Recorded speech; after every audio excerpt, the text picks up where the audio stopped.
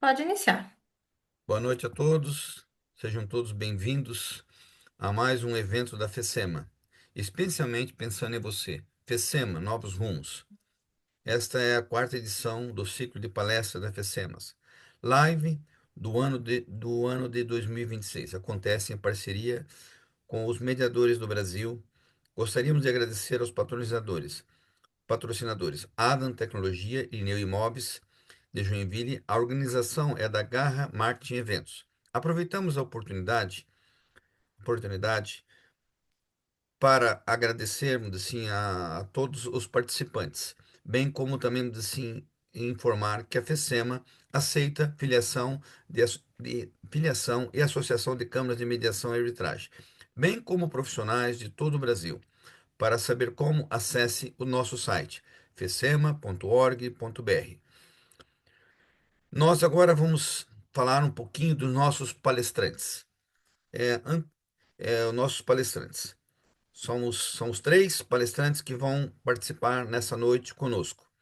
O primeiro deles que nós temos a honra de receber é o Dr. Richard Torciano, é diretor executivo da R. Torciano Consultoria e CEO da Terra Analytics.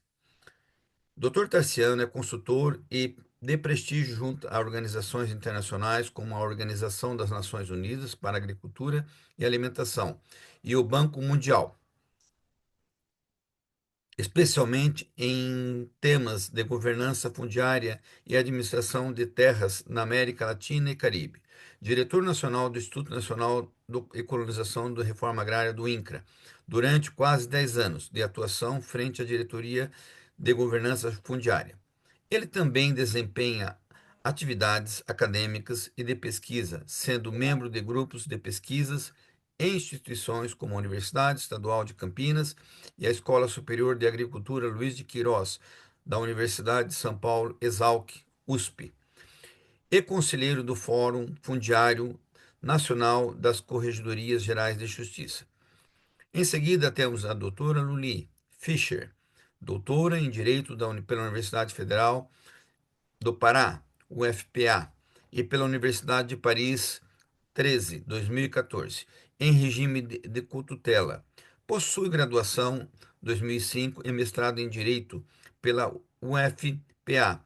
É professora adjunta do Instituto de Ciências Jurídicas da UFPA, professora permanente do PPGDDA, advogada inscrita na OAB do Pará, membro do Instituto Brasileiro de Direito Urbanístico, do Instituto Histórico e Geográfico do Pará, da Clínica Multidiversidades do PPGDDA da Universidade Federal do Pará e mediadora judicial e extrajudicial certificada pelo Tribunal de Justiça do Pará.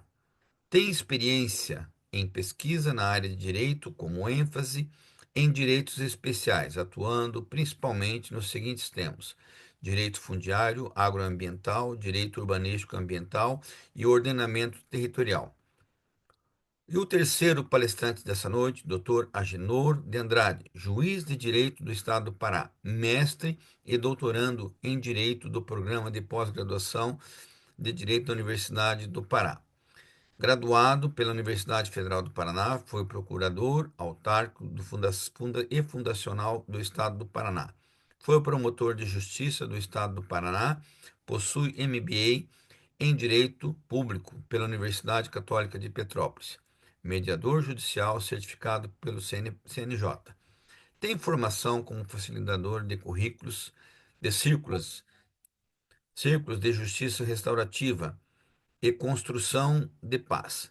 É formador pela ENFAM, professor da Escola Judicial do Pará e coordenador de pós-graduação Lato Sensu em Processo Civil, juiz de cooperação do Tribunal de Justiça do Pará, membro do Centro de Inteligência do Tribunal de Justiça do Paraná e coordenador do 7º Sejusc, Universidade Federal do Pará, membro da Comissão Estadual de Conflitos Fundiários do Tribunal de Justiça do Pará, membro da Comissão Nacional de Soluções Soluções Fundiárias do Conselho Nacional de Justiça. Atua principalmente nos seguintes temas: processo civil, métodos adequados de tratamento de conflito, justiça restaurativa, cooperação judiciária e conflitos fundiários.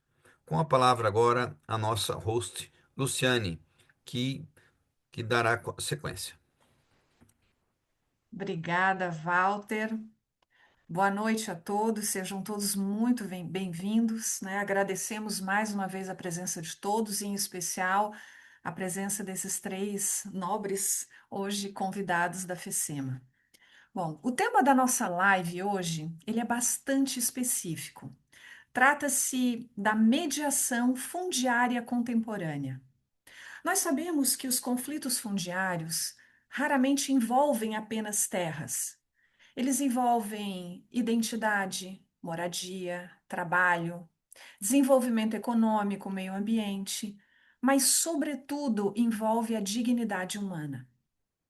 Bom, quando a gente fala em conflito fundiário, nós, leigos, sabemos três coisas.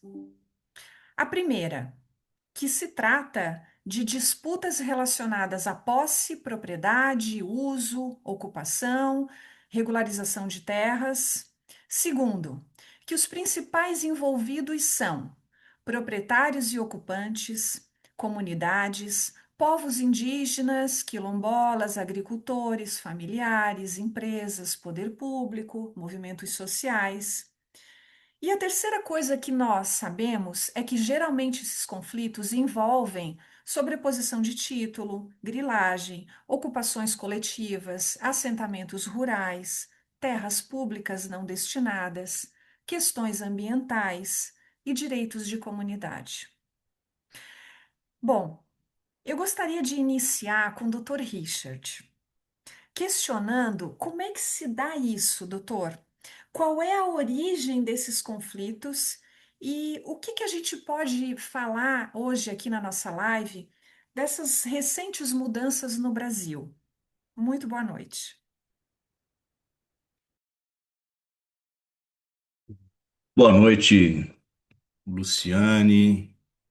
Boa noite, Walter, aos nossos hosts aqui, aos filiados da FECEMA, os mediadores no país, né? E todos os atores e operadores do direito, até mesmo de outras matérias, que se debruçam sobre esse tema, aqui no Brasil. Nós devemos aí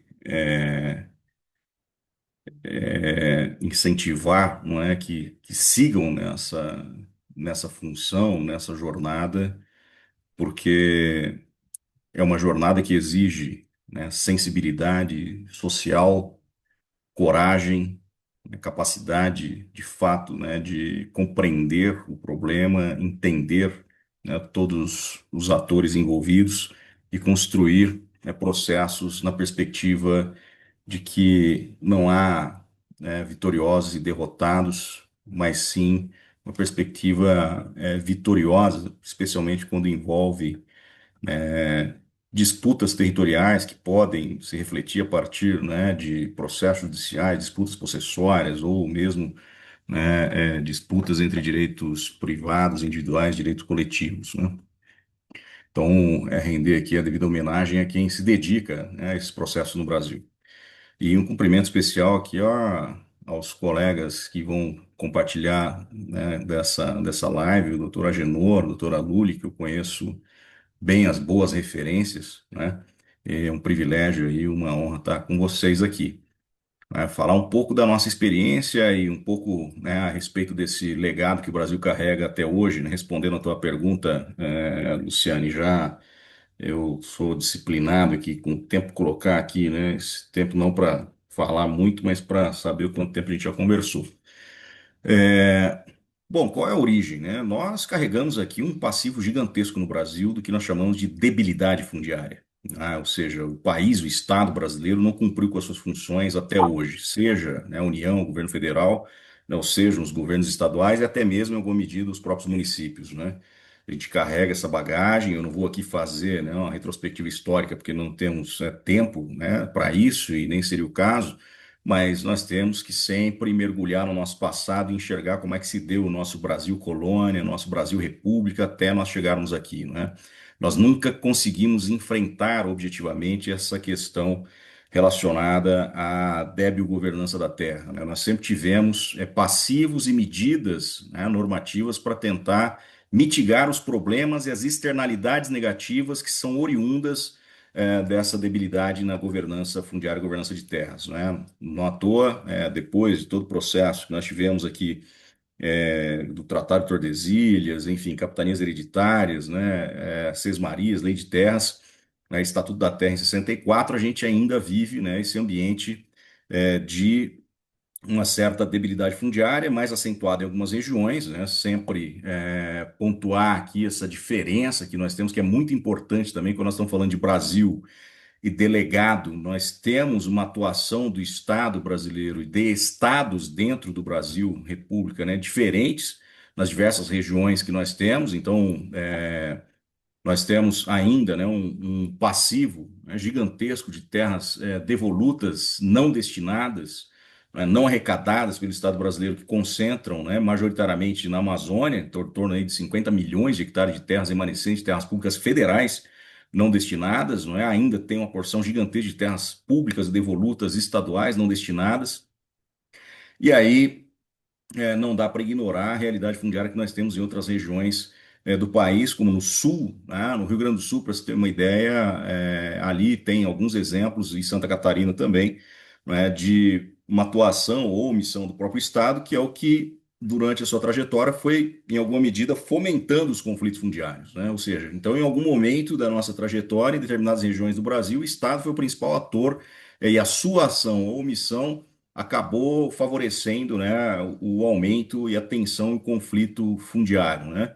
No Rio Grande do Sul, para você ter uma ideia, eu trabalhei nos primeiros processos de conciliação lá no ano de 2000, 2001, na desintrusão de terras indígenas em regiões que eram habitadas por colonos, agricultores, né, de famílias italianas e tal, mas viviam ali por força de uma ação do próprio Estado, né? Ou seja, o Estado do Rio Grande do Sul, através, na época, salvo engano, do governador Brizola, né, promoveu uma reforma agrária na região norte do Rio Grande do Sul e que décadas e décadas depois, né, com o trabalho da FUNAI, se identificou ali que havia uma reminiscência, né, uma histórica ocupação de comunidades indígenas, né? Então aqui há um conflito. E aquelas famílias que estavam ali, as duas comunidades, né, que vivem no mesmo território, né, acabam sendo vítima dessa debilidade na gestão e na governança do território, né? Porque os agricultores que ali estavam já há 30, 40 anos, obviamente, é, pela regra, né, pela Constituição, pelo que está previsto na própria Constituição, né, dos direitos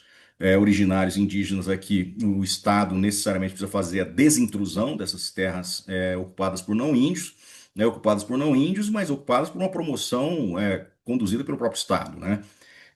E era, obviamente, uma situação de muita tensão, muito conflito, né, muito difícil, do ponto de vista social, muito pesado, muito triste, de parte a parte, nós tivemos situações muito difíceis.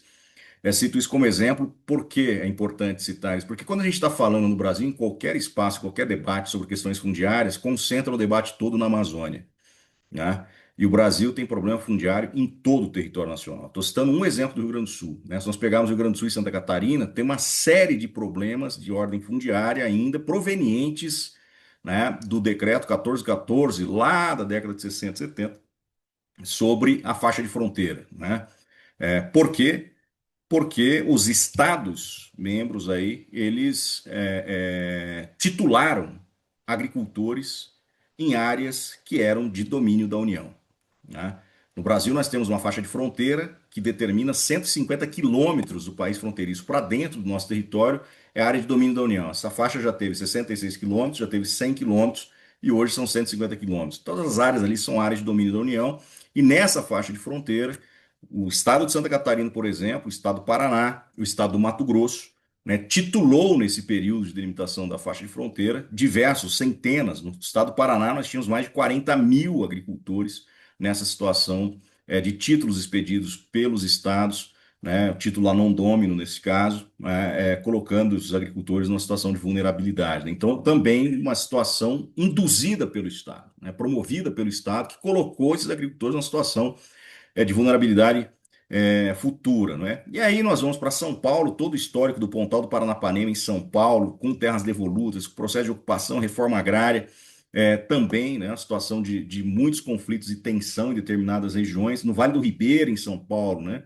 As chamadas ações discriminatórias conduzidas pelo Estado, sem conclusão até hoje, com uma série de produtores, agricultores em situação de vulnerabilidade, subindo para Minas Gerais, todo o norte de Minas Gerais, praticamente, Vale do Jequitinhonha, ali o estado de Minas Gerais promoveu um processo de ocupação das terras ainda devolutas na época, produzindo ali, né, uma série de conflitos, né? E aqui a gente tem um testemunho sempre, viu, doutor Agenor, do desembargador Caetano Levi, que era o diretor da Escola Nacional da Magistratura, desembargador do Tribunal de Justiça de Minas Gerais, que trabalhou lá nessa época, né, ali no norte de Minas Gerais, trazendo esses retratos, né? No Rio de Janeiro, nós temos a área gigantesca da antiga Fazenda Nacional, de uma área que foi criada ainda, essas fazendas nacionais, em nome da União, com cidades que foram construídas sobre essas áreas, né?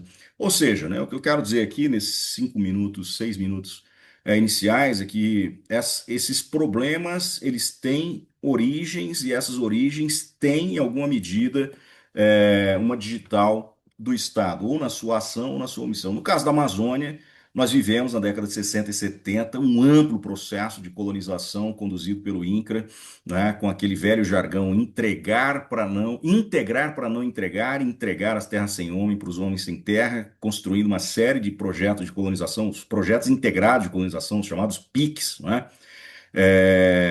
Entregando uma série de títulos, diferentes títulos, por aqueles agricultores e produtores rurais em regiões que já eram habitadas naturalmente, né, por comunidades tradicionais, indígenas, comunidades afrodescendentes. Então, essa perspectiva de ocupação do território, não é? Sem um ambiente de governança e gestão sobre aquele território, e sem nenhuma perspectiva de conciliação também naquela época, não é?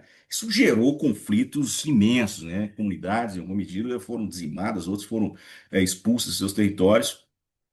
E, por outro lado, diversas cidades que hoje existem no estado do Mato Grosso, né, no estado do Pará, no estado de Rondônia, enfim, vários outros estados foram construídos a partir desse processo de colonização, né? E o Estado, de novo, fomentando uma afetação direta no território, né, sem uma perspectiva anterior de inteligência e governança para mitigar, né, esses conflitos, ou até mesmo construir um ambiente de conciliação que permitisse, né, com inteligência, fazer a gestão do território de forma que você pudesse acomodar ou até mesmo operar um processo de colonização onde, obviamente, não houvesse, né, alguma externalidade tão negativa para comunidades naquela região, né? Então nós temos, né, por todo o território nacional, diversos problemas de ordem fundiária e passivos que precisam ser informados. Proporcionalmente, o Nordeste brasileiro é onde ainda concentra o maior volume de terras devolutas no Brasil. Terra devoluta é aquela terra que não é pública e nem privada, né? Ela está ali naquele limbo que carece de uma atuação do Estado, com base na Lei 6383 de 1976, para fazer a ação, chamada ação discriminatória, e arrecadar essas terras ao patrimônio do Estado para depois destiná-las. E boa parte dos estados do Nordeste não fizeram o seu dever de casa. Nós temos hoje, certamente, milhares ou milhões de agricultores vivendo em situação de vulnerabilidade, na informalidade, sem o seu devido documento da terra. Esse contexto todo, o resultado disso, obviamente, é uma situação onde concentra os bolsões de vulnerabilidade fundiária e debilidade fundiária, são bolsões, por vezes, de conflito, violência e pobreza, né? Essas duas coisas, e, em alguma medida, também de crimes ambientais, tá? Então, para responder um pouco a tua pergunta, eu usei aqui quase 9 minutos para falar aí, sobre esse contexto, de forma resumida, que nós vivemos aqui no Brasil. Doutor Richard, quando a gente fala em governança fundiária, a gente sabe que se trata de um conjunto de regras, de instituições que vão definir alguns pontos, como, por exemplo, quem usa a terra, como usa, né, essa terra, quais direitos possuem essas pessoas que usam essas terras e como esses conflitos são resolvidos. Dessa forma, né, e na sua opinião, com a sua experiência, qual é a importância de se ter uma boa governança da terra para a resolução desses conflitos fundiários que a gente vê tão presente? Tá perfeito, Luciane. Primeiro, tem uma premissa, né, que é ninguém governa aquilo que é desconhecido, né? Ou seja, o Estado, a autoridade, a instituição que não conhece efetivamente seu território não tem uma capacidade efetiva de governar o seu território, né? Então, o primeiro ponto que delineia essa vulnerabilidade, essa debilidade fundiária, é essa ausência de capacidade efetiva de fazer, né, e garantir essa governança. Para garantir essa governança, naturalmente, o Estado precisa avançar na capacidade real de conhecer o seu território, uso e ocupação da terra, né? Saber quem está sobre essa terra, quais são os direitos vinculados e os deveres vinculados a quem está ocupando essa terra. Ter uma capacidade efetiva de acompanhamento, monitoramento sobre o uso e ocupação da terra, apoio e incentivo das atividades que estão ali embarcadas e respeitar todos os direitos de acesso à terra, sejam eles individuais ou coletivos, direitos formais ou os chamados direitos informais, consuetudinários, direitos tradicionais, né, precisam estar nessa perspectiva de governança, mas da governança mais do que da terra, da governança responsável da terra, né? Nós levamos durante quase 10 anos a estruturação das diretrizes voluntárias para a governança responsável da terra. Foi aprovada em 2012 no Comitê Mundial de Segurança Alimentar. Eu tenho trabalhado já desde 16 por uma agência das Nações Unidas, apoiando os países da América Latina na aplicação dessas diretrizes. E as diretrizes deixam muito claro, né, assim, os 5 princípios gerais das diretrizes ali, dentre eles, né, o reconhecimento dos direitos, né, formais e informais, e mais do que isso, o acesso à justiça, né, as ações que possam serem conduzidas pelo Estado, que resolvam os conflitos antes que eles existam de fato. Eu acho que essa é uma dos objetivos da nossa discussão aqui também, não é? Não só tratar, né, do problema quando ele já ocorreu, na perspectiva da conciliação, mas evitar, né, que esse problema ele escale lá na ponta para conflitos mais violentos, né? Então, o Estado precisa ter cadastro de terras atualizado, atualizável, integrado, interoperável, integrado com o registro de imóveis. Os registros de imóveis que guardam esse direito de propriedade, guardam as matrículas desses imóveis, precisam ser saneados. Agora tem uma grande iniciativa do CNJ, no provimento 195, para construir o inventário estatístico imobiliário de registro de imóveis, sanear isso, né? Integrar o cadastro do INCRA, o Cadastro Ambiental Rural, o CIGEF, o SNCR, o CAFIR da Receita Federal, construir uma grande plataforma de gestão e governança de terras para que o Estado tenha condições e as pessoas que estão usando essa terra tenham a possibilidade de proteger os seus direitos, sejam individuais ou coletivos. E o Estado brasileiro precisa avançar no reconhecimento dos direitos sobre esse território também. Nós temos direitos concorrentes, esses direitos concorrentes estão previstos, inclusive, na Constituição. Quer dizer, nós temos a previsão do direito constitucional lá da propriedade, também temos direito constitucional lá dos territórios indígenas, dos territórios quilombolas, né? O Estado precisa avançar com reconhecimento desses direitos e sempre com um ambiente adequado de conciliação, porque, em geral, no avanço do reconhecimento desses direitos, nós vamos encontrar algum nível de conflito.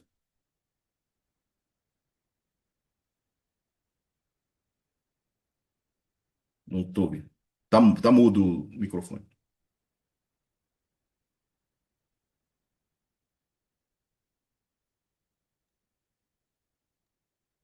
Acho que deu agora, né? Bom, doutor, antes eu quero muito que o doutor compartilhe com a gente algumas experiências exitosas, né? Falar um pouquinho de coisa boa. Mas antes, né, disso, eu só queria um questionamento acerca da tecnologia de inteligência territorial. Como é que essa tecnologia da inteligência territorial ela pode apoiar as instituições nesses processos de conciliação? Essa é uma base da governança efetiva da Terra, né? Nós, entre especialistas do Banco Mundial, especialistas das Nações Unidas, há alguns 5, 6 anos mais ou menos, a gente vem construindo um, um mecanismo para apoiar a governança efetiva da Terra, né? Uma sigla em espanhol chamado FELA, né? Que são instrumentos para governança efetiva da terra, que se converteu num ISO, né? Nós temos um ISO que orienta o sistema de administração de terras adequado aos países em desenvolvimento. É o ISO 19152, né? Que orienta o chamado Land Administration Domain Model, né? Você construir sistema de administração de terras adequados aos propósitos, especialmente dos países em desenvolvimento. Então, já existem bases, né, e premissas, seja do ponto de vista teórico, técnico e prático, para desenvolvimento de soluções tecnológicas para orientar a tomada de decisão das autoridades com base em evidências sobre o território, né? Como eu disse, a base para a governança é que você tem informações adequadas, úteis, atualizadas, integradas sobre a terra, e isso, obviamente, vai se converter numa plataforma de inteligência territorial. Por uma experiência individual, né, nós tivemos recentemente a decisão do ministro Flávio Dino, né, determinando que o governo federal apresente um plano nacional de integração de dados por conta do problema que o governo teve para fazer a gestão naquele período de avanço de queimadas e desmatamento no Brasil. Nós construímos do lado de cá, né, inclusive apoiamos os tribunais, temos acordo de cooperação com o Tribunal de Justiça do Piauí, o Tribunal de Justiça do Mato Grosso, com o Ministério do Meio Ambiente, temos trabalhos, né, com o INCRA, agora em discussão com a Polícia Federal, com o Ministério Público Federal, cooperação com a plataforma Terra Analytics, né, que é uma plataforma em que a gente integrou todos esses dados, demonstrando que efetivamente é possível, né, construir uma plataforma de inteligência onde, né, a gestão, as autoridades possam enxergar esse território e todas as terras. Pô, ou seja, nós conseguimos fazer um diagnóstico de todas as propriedades rurais do Brasil de forma atualizada, integrando todos os dados que existem nas bases públicas no Brasil. Então, é fundamental o uso dessa inteligência, ou seja, qualquer inteligência que o Estado, né, construa, que permita, né, a tomada de decisão com base em evidência. Isso reduz, né, os conflitos ou apoia a iniciativa dos magistrados, dos tribunais de justiça, em ações, né, possessórias, que ele possa tomar suas decisões com base em uma navegação possível sobre aquela propriedade, o histórico de ocupação daquela propriedade, o histórico de antropização daquele imóvel, verificar o uso e ocupação da terra, a situação do imóvel, todos os cadastros vinculados àquele imóvel, né? Então, hoje, eu diria que não é possível mais você fazer a gestão de um território sem inteligência territorial embarcada a partir de tecnologias que possam trazer dados integrados sobre o território. Que bom. E eu acho que isso também corrobora para que tudo isso seja feito de uma forma também mais direcionada e mais humanizada, né, doutor Richard? Dentro né, desse know-how todo que o doutor tem, gostaria de compartilhar conosco alguma experiência, assim, em algum caso grande de repercussão, para a gente entender um pouquinho mais, assim, na prática, né? Como é que funciona isso? Sim, bom, primeiro eu participei da construção da Câmara de Conciliação da AGU, que foi uma grande conquista, né, para a atuação de políticas públicas no Brasil, né, ter um instrumento de conciliação na Advocacia Geral da União na época, né, que permite ali uma conciliação em casos, obviamente, que não depende só de aspectos técnicos e jurídicos e a decisão é de caráter político, quem vai arbitrar é a Casa Civil da Presidência da República, né? E alguns casos, né, que eu participei diretamente, o caso de Alcântara, né, nós tínhamos um projeto Cyclone Space, em parceria com a Ucrânia na época, para o lançamento de foguetes ali, né, na base de Alcântara e um processo de demarcação de territórios quilombolas ali, né? Então foi um processo extenso de construção, de conciliação, de revisão dos marcos normativos, inclusive, né, para a delimitação daquele território, uma conciliação com os militares, uma conciliação né, com a agência brasileira, a Agência Espacial Brasileira, a AEB, enfim, né, a AGU e outros atores, presidentes da República, né? Outro caso de grande repercussão, a Raposa Serra do Sol, em Roraima, né? Eu coordenei na época o trabalho de desintrusão do processo de delimitação da terra indígena, que era necessário na época, né, colocar os agricultores em outras áreas, e aí você vê o quanto os normativos, por vezes, ao invés de resolver, eles trazem mais problemas, né? Porque nós estávamos desintrusando os agricultores, já estavam, né, em alguma medida ali, numa situação de tensão e conflito, e veio uma posição de uma outra área, de uma outra instituição do governo federal, dizendo que eles não poderiam ser regularizados porque a lei de regulação fundiária dizia que eles precisavam estar na terra no ano de 2009. Ora, mas a desintrusão foi depois. Então era impossível, né, assim, você fazer as duas coisas ao mesmo tempo. E aí tinha todo o processo de autorização do Gabinete de Segurança Institucional da Presidência da República, porque se tratava de faixa de fronteira, precisava de autorização do Conselho de Defesa Nacional, né? Então, e esses movimentos eles exigiam que, primeiro, assim, muita paciência, obviamente, mas um conhecimento profundo sobre quais eram os limites possíveis do ponto de vista normativo para permitir a regularização de parte a parte, não é? E conciliação territorial, que eu acho que esse é um grande desafio na América Latina. A gente acabou de concluímos há alguns meses uma pesquisa em 7 países aqui da América Latina sobre, né, o sistema de administração de terras e conciliação em direitos coletivos. E creio que esse é o grande tema. Assim. Eu participei, né, do processo de conciliação e regularização também com áreas militares ali em Rio dos Macacos, na Bahia, que é onde é a base naval de Aratu, onde fica o presidente da República lá, nas férias, né, principalmente. E ali tem um território quilombola que foi reconhecido e havia um conflito enorme, né, com a Marinha na época, e a gente conseguiu ter êxito ali, conciliar. E eu tive que, na época, propor uma solução jurídica que não estava prevista, né, dentro dos instrumentos infralegais ali, do próprio instrumento de delimitação do território, e foi acolhido. Né, e a gente conseguiu ter êxito. Né, também com a base naval de Marambaia, onde estava se construindo um navio nuclear, um submarino nuclear. Lá o Daniel Sarmento, né, um grande pensador da Universidade Estadual do Rio de Janeiro, construiu junto conosco a conciliação para permitir a regularização das comunidades. Resumindo essa história, tem outros vários casos, a terra indígena Pitereu aí no Pará, né? Eu estive aí, né, liderando uma equipe no processo também de desintrusão e conciliação, foi muito tenso, muito complexo. Não vou detalhar aqui para não tomar muito tempo, depois a gente pode detalhar em perguntas, né?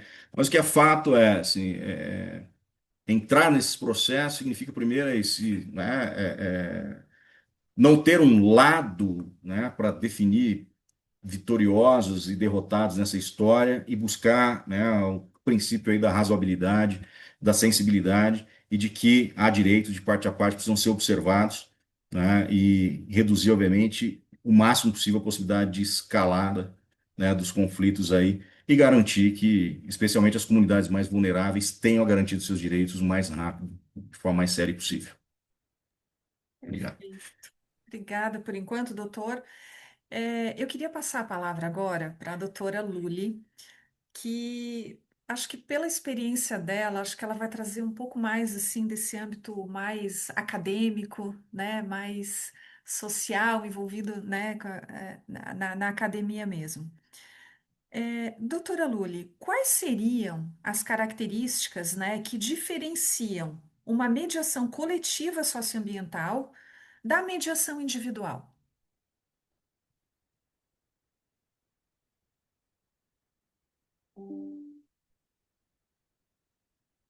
Tá sem som ainda, doutora.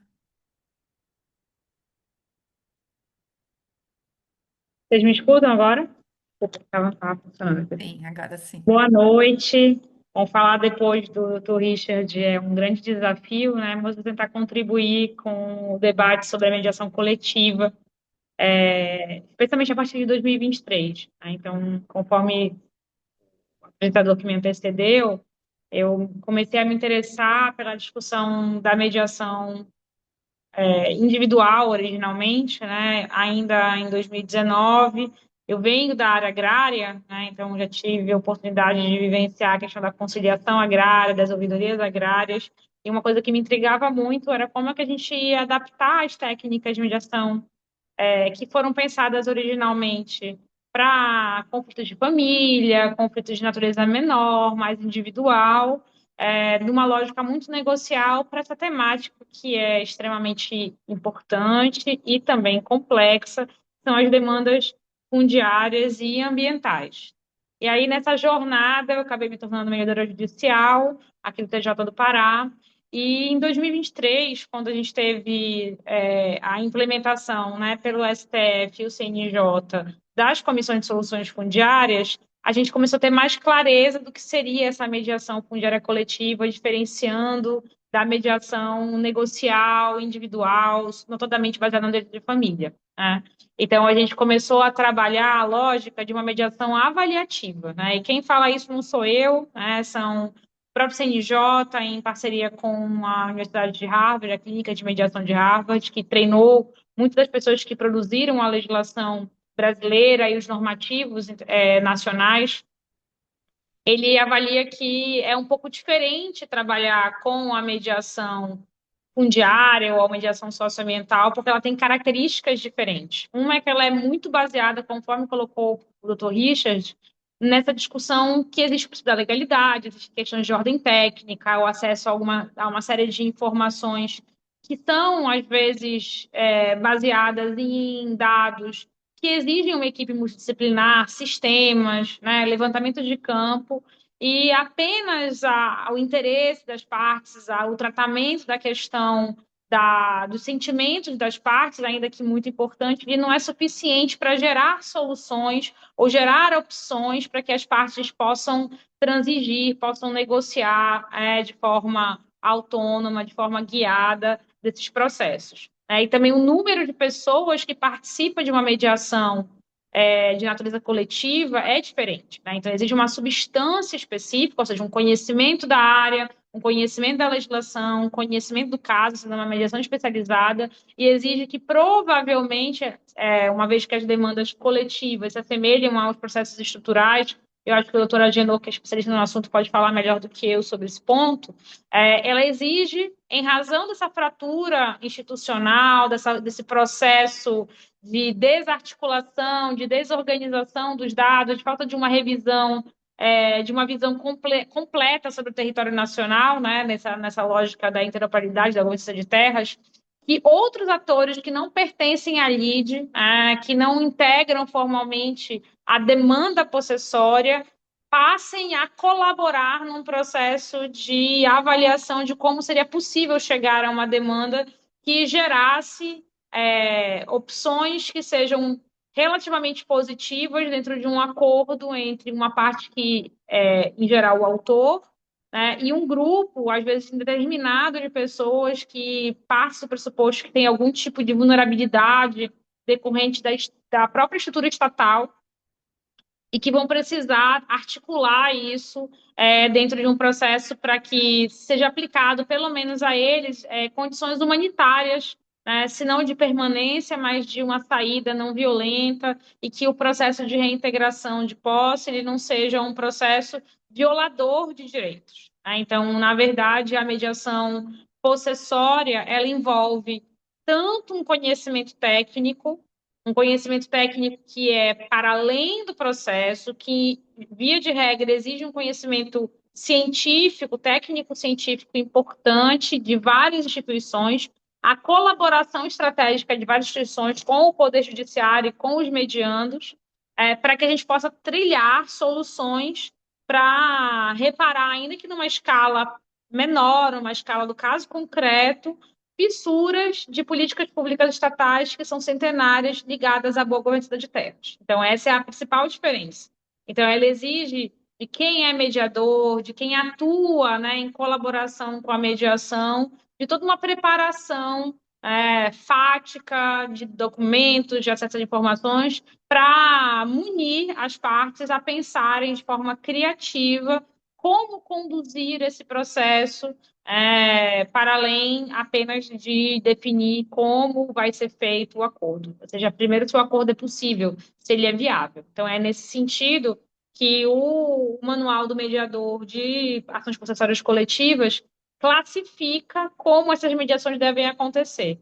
E, obviamente, a caixa de ferramentas que exige para o mediador, né, um terceiro imparcial, que não faz um juízo moral do processo, como na medicina individual, que tem flexibilidade, trabalha a informalidade e a oralidade, permanecem. Só que eu preciso trabalhar essas condições do mediador e uma caixa de ferramentas ampliada para adaptar o objeto, que é um objeto que vai envolver fortemente questões de ordem pública, né, e dados que são robustos e que às vezes precisam ser produzidos ou pelo menos sistematizados de forma a permitir uma leitura sistêmica do processo. Então, basicamente, eu acho que são essas as principais diferenças. Só uma dúvida, assim, uma curiosidade, né? Porque a gente atua com mediação extrajudicial ou judicial mesmo, assim, mas assim, é naquela salinha fechada, né? Onde tem ali as partes, às vezes os advogados. Mas e numa coletiva? Existe uma representatividade?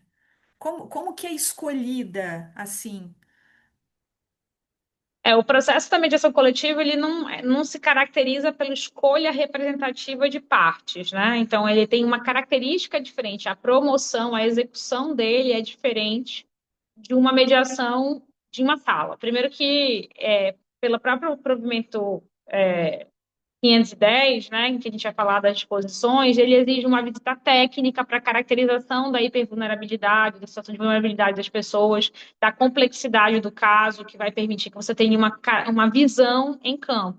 Ele exige um processo forte de pré-mediação, de preparação de todas as partes, das processuais ou não processuais, o que a gente poderia comparar a pré-mediação, mas que, na verdade, é um processo de ambientação das partes a essa questão, e isso envolve a abertura de um plano de mediação que é bastante longo, e que não se confunde com uma visita em campo, que vai, em primeiro momento, trabalhar uma lógica ampliada, e daí as técnicas que vêm de outras áreas, né, ou de outras, ou uma mesclagem de diferentes técnicas de mediação é necessária para que você passe para a primeira escuta, para entender quem são as partes relevantes, para que em seguida você possa dividir esses segmentos em grupos menores, até você conseguir, eventualmente, escolher representantes ou trabalhar aí, de acordo com o caso concreto, assuntos específicos no gerenciamento desse processo de mediação. Então, em geral, o processo coletivo ele é organizado em um plano de mediação, que vai envolver desde reuniões ampliadas a reuniões menores, que seriam as reuniões individuais ou bilaterais, para que o plano de mediação possa ser viabilizado. Então, assim, ele é muito diferente do ponto de vista visual e do ponto de vista de organização da mediação privada. Ela é possível ser feita numa sala, quando a gente está falando de uma mediação intralote, né, numa subdivisão de uma questão que vai envolver 10, 8 famílias, mas quando a gente está falando na ordem das milhares de famílias, nas centenas de famílias, a gente está falando em outras estratégias de abordagem que não são aquelas da prática da mediação negocial mesmo, que é essa em sala de aula, numa mesa circular, né, conversando nesse modelo mais privatista que a gente tem, que é muito relevante, mas ele é para numa outra escala, igualmente relevante. Não existe uma mediação mais complexa do que a outra, existe uma preparação, né, multifatorial das Uhum. partes que vão participar e colaborar no processo de mediação. Bem mais complexo e bem mais difícil, né? Bem mais desafiador. Não diria difícil, né? Mas acho que bem mais desafiador, né? E como é que os conhecimentos técnicos multidisciplinares, eles podem ser utilizados nessa mediação coletiva socioambiental, doutora Lully? Eu acho que puxando um pouco o que foi apresentado, né, pelo Dr. Richard, para que você possa ter conhecimento sobre a área que vai ser objeto de um acordo de uma mediação, primeiro precisa ter dados, né? Você não trabalha com temática socioambiental, e aí eu incluo a temática socioambiental, a questão fundiária, sem ter informações concretas sobre o terreno que a gente está pisando. Então, isso para o próprio material, né, para o próprio caderno de orientação de mediadores coletivos do CNJ é o que a gente chama de substância. A preparação de peças técnicas e, sobretudo, de desenvolvimento de estratégias para que essas informações técnicas possam ser compreendidas pelas múltiplas partes, eu falo não só partes dos réus, mas estou falando para as próprias instituições, pelas partes autoras, para que elas tenham uma mesma visão, é justamente a tecnologia que é necessária para que você faça uma mediação coletiva. Então, quando a gente fala em tecnologia, obviamente a gente está falando do drone, a gente está falando de um sistema, mas está falando de outras tecnologias sociais também que permitam uma boa comunicação. Então, aí isso vai depender da composição, e aí a equipe multidisciplinar ela vai pensar tanto na coleta desses dados, na sistematização desses dados e como esses dados vão ser apresentados e trabalhados no processo de mediação.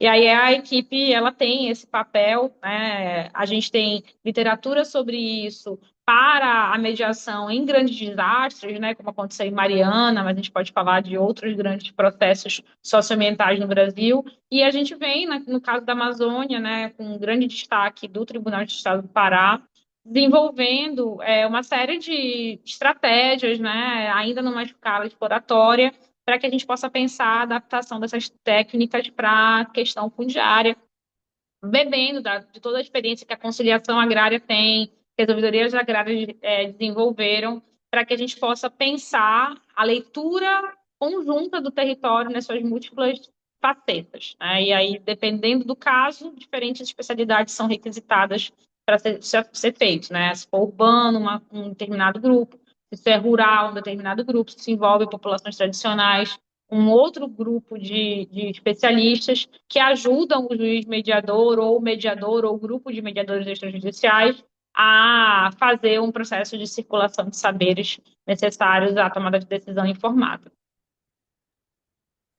Sensacional, assim, a gente, retrocedendo um pouquinho, né, para aquilo que o Dr. Richard falou, né, toda essa inteligência territorial também vai, né, corroborar com tudo isso. Eu queria só puxar agora um pouquinho para uma visão, assim, mais judicial mesmo. Queria puxar aqui o Dr. Agenor.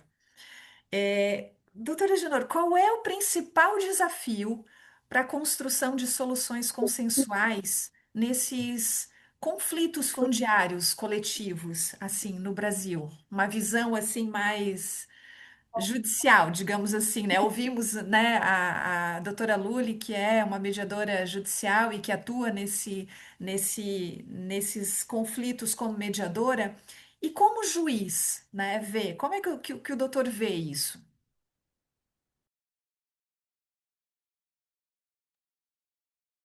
Boa noite a todos, boa noite a todos. Muito agradecido pelo convite, né, da FECEMA e de Mediadores no Brasil.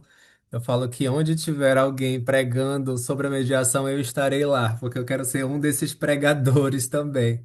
E mesmo, né, dentro do Poder Judiciário, eu sou fascinado pela mediação. Cada vez mais eu tenho esta consciência que a gente resolve os problemas mesmo não é pela adjudicação, e sim pela mediação. Cada vez mais que eu atuo em um processo mediatório, eu tenho mais essa certeza, né? Não dizendo que não precisamos do Poder Judiciário, né? Senão estaríamos todos desempregados, mas acreditando em um novo processo e um novo formato. Então, por isso que instituições como a de vocês, eu acho que tem que sempre ser louvada, porque a gente fala da mesma ideia, a gente fala das mesmas concepções, que é um novo formato de resolução, né? Sai desse judiciário paternalista para um judiciário muito mais de retaguarda para aqueles assuntos que realmente não há a possibilidade de autocomposição. E dentro desse contexto, né, trazendo essa temática dos conflitos fundiários, né, eu fico muito à vontade para falar aqui que a gente já trabalha há quase uma década com os conflitos fundiários aqui no Tribunal de Justiça, como Dr. Richard Saúdo também, a presença muito boa, aprendi bastante com a sua palestra, a doutora Lully também, nas nossas atuações conjuntas, e todos os ouvintes que estão aqui no YouTube, muito boa noite. É, E isso faz com que o judiciário, antes, né, da Resolução 510 do Conselho Nacional de Justiça, ele tinha uma atuação muito individualista. Era um desembargador aqui, um juiz ali, como o doutor Richard falou, era o desembargador Caetano aqui, o desembargador Gersino ali do outro lado. Então eram muitas situações pontuais que dependia muito de quem estava sentado na cadeira do que uma política nacional de mediação fundiária. Algo que passou a mudar com a DPF 828 e com a instituição da necessidade de um tratamento adequado para os conflitos fundiários dentro do Poder Judiciário. Então a DPF, ela veio reestruturar uma política não fora, foi um processo estrutural para o judiciário, para ele se readequar a isso. Em razão de quê? Em razão dos vários conflitos que já existiram, vários massacres, várias tragédias, várias condenações do Brasil, inclusive a nível internacional, né, na Corte Interamericana de Direitos Humanos, como tivemos vários. E infelizmente o nosso estado do Pará foi palco de alguns grandes massacres destes, né? Então, em razão disso, houve essa reestruturação a partir da DPF 828 e a instituição de uma política a partir da Resolução 510 de 2023 do Conselho Nacional de Justiça. Nós, aqui, enquanto Tribunal de Justiça, a gente já vinha trabalhando com este tipo de mediação antes da DPF, antes da resolução. Motivo pela qual nós fomos convidados, eu e outra colega juiz aqui, para compor a Comissão Nacional desde o seu nascedouro. Então, quando começou a Comissão Nacional de Soluções Fundiárias, eu e outra colega juíza que trabalhávamos na temática fomos membros, né? Então, a gente constituiu, fomos para a construção dessa política de mediação. Por quê? É exatamente por causa da sua pergunta, Luciane, porque o judiciário ele precisava se adequar, ele precisava olhar este movimento, para que não dependesse de atuações individualizadas, para que nós não víssemos mais aquelas tragédias, aquelas cenas em que as pessoas, né, os colonos, os pequenos produtores, as pessoas que viviam naquela situação de moradia, fossem colocados à rua com apenas um ônibus, com um caminhão, colocando as suas malas, o seu fogão, colocando a sua cama e sendo mandado embora para outro local, como se fosse um animal, como se fosse algum objeto. Então, para a gente evitar aquelas cenas ou tratores destruindo casas, o judiciário precisava se adequar. Precisava se adequar no seguinte sentido: olha, judiciário, antes de qualquer situação, antes de qualquer remoção, se deve passar necessariamente por esse processo mediatório. Aí o negócio pegou. Aí o negócio pegou, Luciane, porque nós não sabíamos, a maioria, nós, eu falo enquanto judiciário, a maioria não sabia o que fazer, como a professora Lully muito bem nos trouxe. A gente tinha um modelo que foi implementado por Harvard, mas um modelo bilateral, um modelo muito mais negocial, um modelo muito mais de uma mediação com base em aspectos econômicos financeiros, com base em aspectos individuais. Por isso que a sua pergunta é muito importante, Luciane, nesse sentido. E agora, né? Como a gente vai adaptar? A gente vai adaptar, a gente vai criar outro modelo, a gente não vai olhar para Harvard, a gente vai olhar para as nossas populações tradicionais que resolviam seus conflitos de forma autônoma, em sua autodeterminação, essas populações indígenas, quilombolas. Qual é o modelo que a gente vai adequar em relação à mediação coletiva fundiária, né? E aí isso fez com que surgisse através do experimentalismo administrativo, através do erro e do acerto, um modelo, um formato que vem se consolidando cada vez mais, que é uma adaptação, sim, do modelo que a gente já vem desenvolvendo para situações fundiárias. Então, isso fez com que surgissem juízes, juízas, mediadoras que foram para esse campo adaptando. Por exemplo, a professora Lully trouxe, né, a questão da visita técnica. Então, necessariamente, quando um processo chega até a mediação fundiária, necessariamente, como uma questão procedimental, nós temos que fazer a visita técnica. O juiz ou a juíza tem que sair do seu gabinete e ir até ao local, visitar as pessoas, pisar naquele chão, conhecer o que que eles plantam, onde eles vivem, quem mora ali, há quanto tempo está. Para que isso? Para que essa visita técnica? Só para o juiz sair, ir lá, passear? Não. Para criar rapport, algo que é extremamente importante dentro da mediação. Para criar confiança que o juiz ou a juíza não está ali para retirar, para remover, para desalojar. Para criar confiança que quando o judiciário está ali é para procurar uma solução dialogada, consensual entre as partes. E isso é apenas um dos procedimentos para que a gente possa se adaptar. Outra questão: como nós vamos utilizar o princípio da confidencialidade dentro da mediação coletiva, né? Então, este movimento a gente tem que ter olhos para ver. A gente tem que observar que a mediação ela está se mudando, ela está se transmutando e a gente precisa categorizar, a gente precisa fundamentar, a gente precisa ver o que que nós estamos fazendo.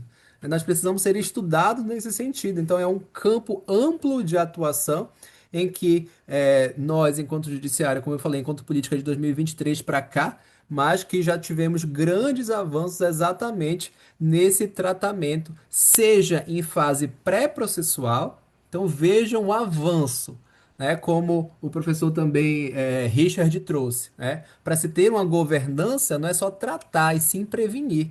Então, casos de atuação pré-processual, antes de qualquer processo, pode ser encaminhado para as comissões, para os sejusques fundiários, processos em curso antes da sentença e processos até já sentenciados.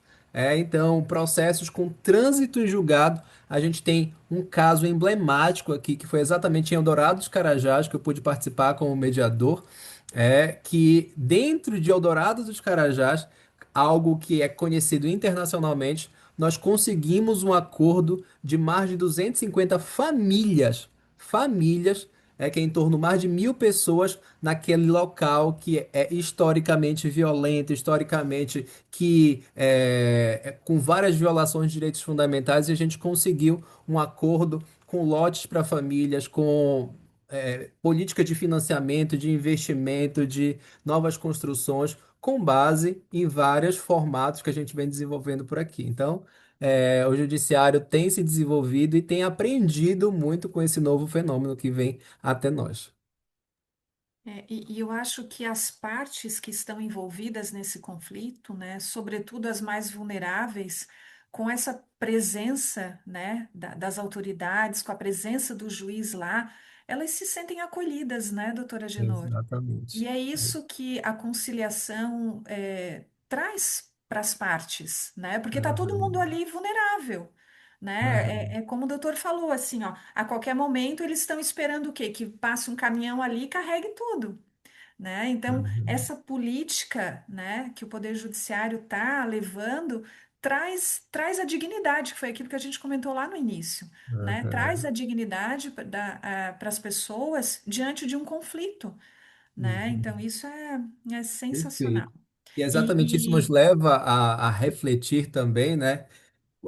Que quando a gente fala de mediação, e principalmente da mediação coletiva fundiária, a gente está dando voz para comunidades e povos historicamente calados, para comunidades e povos que foram massacrados, que não tiveram oportunidade de decidir sobre os seus caminhos. Então, quando a gente coloca todo mundo em uma mesa de negociação, em uma roda, uma consolidação democrática de uma participação da sua política, né, dos seus direcionamentos. Então, isso é algo que para mim, é revolucionário. A gente poder ouvir as pessoas e até o local várias vezes, né? Eu acho que eu já atuei mais de quase 100 mediações coletivas e visitas técnicas. Várias vezes as partes falam assim: nunca um juiz pisou na minha casa. E vocês vindo até aqui conversando com a gente entende o problema. É porque várias vezes, maioria das vezes, são populações que estão lá porque não tem outro local para ir, por uma déficit de moradia, como muito bem a professora Lula e o professor Richard trouxeram. Mas também outras vezes compararam títulos de possuidores e imaginavam que tinham seu registro, se tinham seu título público. Então, quando a gente chega lá, é um susto para as pessoas.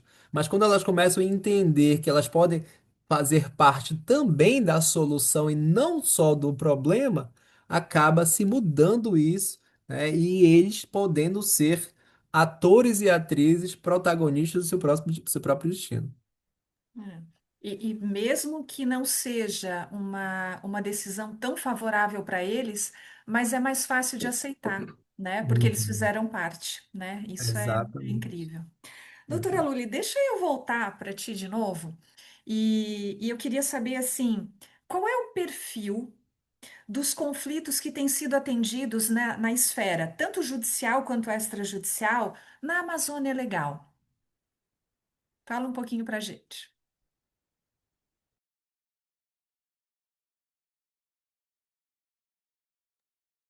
Olha, por incrível que pareça, a gente sempre tem a noção de que os conflitos predominantes na Amazônia são os agrários, né? É o que aparece mais na mídia, é aquilo que a gente acaba escutando falar mais, né? Ganha maior repercussão, mas no levantamento exploratório que a gente fez, inicialmente no estado do Pará, e agora a gente expandiu, né, para os demais estados da Amazônia Legal, estatisticamente, os conflitos predominantes de natureza coletiva em termos quantitativos na Amazônia Legal são urbanos e periurbanos, né? Então, a gente tem a maior parte dos estados da Amazônia Legal conflitos fundiários em que a população que mais está em situação de vulnerabilidade são os dos centros urbanos ou aqueles que estão em proximidades dos centros urbanos, né? Para vocês terem uma ideia, essa proporção no caso do Pará, que é um dos estados, né, se não o primeiro, o segundo estado com maior número de processos individuais e coletivos, né, que falam sobre essa questão, na ordem dos dos milhares de processos, a gente está falando numa escala de, em região metropolitana, de 80% dos casos. Né? Estou falando da região metropolitana só de Belém, que consta 60%. Estou falando das outras regiões metropolitanas que existem. Então, são conflitos que têm alta densidade, né, uma grande precariedade construtiva, em que eu tenho uma invisibilidade, porque as estruturas que tradicionalmente foram organizadas no Poder Judiciário, né, que tem um histórico de trabalhar com essas temáticas das varas agrárias, das ouvidorias agrárias, eles são voltados para os processos agrários, mas não para os processos urbanos, que acabam indo para as varas de fazenda pública, as varas cíveis, em que essa assistência, esse apoio, né, essa equipe especializada não se faz presente. Então, a gente tem esse primeiro perfil para as demandas coletivas. Não todos os estados apresentam essa mesma característica, alguns estados, especialmente aqueles que são em faixa de fronteira, têm um número de processos entre rurais e urbanos mais equilibrados, mas a gente está falando de uma invisibilidade predominante de processos de reintegração de posse, de despejo coletivos urbanos e periurbanos. A gente também tem uma outra escala que eu acho que é importante mencionar, que ela é muito predominante, ela acaba sendo interpretada como um processo individual, são os conflitos de vizinhança, né? A gente tem há uma alta densidade demográfica, né? E um número grande de inúmeras famílias morando na mesma unidade habitacional ou em unidades habitacionais coligadas, e a gente acaba tendo um tratamento para as demandas de vizinhança que se misturam em áreas com irregularidade fundiária, com demandas relacionadas a conflitos sucessórios, com demandas ligadas a divórcios, né, violência de gênero. Então, quando a gente, às vezes, olha um processo e vê ali apenas um inventário de posse, ou às vezes vê uma conflito de vizinhança, a gente está deixando de ver que aí existe uma composição coletiva. E aí a grande discussão é quando um processo começa a ser coletivo. A partir de quantas famílias, a partir de qual nível de vulnerabilidade. Então, essa é uma característica. Aqui no Pará, a gente atende com o Sejus, que é coordenado pela doutora Genor, né? Tantos processos de conflitos de vizinhança que nós chamamos de conflitos coletivos intralote, são esses em que a gente faz a divisão de posse, né? Reorienta o processo, até para que a gente possa ter uma estruturação e uma clareza fundiária maior sobre as relações interpessoais. Como também a gente faz esse processo de decomposição de conflitos coletivos para essas escalas que a gente chama de intralotes. Isso não deixa de tornar a discussão das populações tradicionais, né, da questão agrária, que é relevante, extremamente complexa, também um processo relevante que precisa de atenção e que tem outras características, mas quantitativamente eles são menores do ponto de vista de número de processos judicializados e não judicializados. É muita coisa, né? É muito conflito, né? É muito conflito. Que bom que temos vocês aí, né, como mediadores, como juízes, né, com esse pensamento. Doutora Genor, é, a gente já viu, né, que o Poder Judiciário ele pode contribuir para transformar esses conflitos fundiários em oportunidades, né, de diálogo, de pacificação social. Teria algum exemplo assim que tocou o coração, assim que o doutor gostaria de compartilhar com a gente? Bem nessa coisa assim, né, da pacificação social mesmo, que Uhum. aconteceu diante de um conflito e que aconteceu assim por intermédio da conciliação e da mediação, que aconteceu essa pacificação social. Sim. O que é muito interessante é que quando a gente vai para a mediação fundiária, a gente precisa de uma especialização, tá? Todos nós somos mediadores. Eu tive a honra de ser o primeiro juiz mediador aqui do estado do Pará.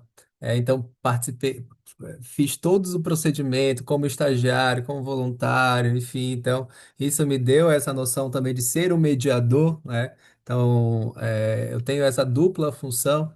E quando eu estou na mediação, eu falo, eu sou juiz, mas aqui eu sou mediador. Eu não estou para julgar processo, estou apenas para mediar, deixando clara a minha função naquele momento ali.